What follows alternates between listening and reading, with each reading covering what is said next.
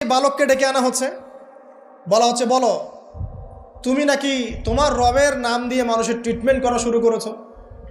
তখন সেই বালক বলছে, হ্যাঁ আমি এক আল্লাহর প্রতি বিশ্বাস করি এবং তার রাসূলের প্রতি বিশ্বাস করি, তার প্রেরিত আসমানি কিতাবে বিশ্বাস করি। এখন রাজা বলছে, আমি ছাড়া তোমাদের কোনো ইলাহ আছে আমি তো জানি না। এই সৈন্যবাহিনী শোনো, এই বালককে ধরো, ধরে নিয়ে গিয়ে উঁচু পাহাড়ে নিয়ে যাও, ওখান থেকে ফেলে দাও। কথা বুঝতে পারছেন? এবার তাকে নিয়ে যাওয়া হলো, ক্রসফায়ার দেওয়া হবে, এবার উপরে নেওয়া হয়েছে, একদম পাহাড়ের উপরে। এবার ওই বালক উপরে উঠে একটা দোয়া করছে, এই দোয়াটা সবাই শিখে নেন।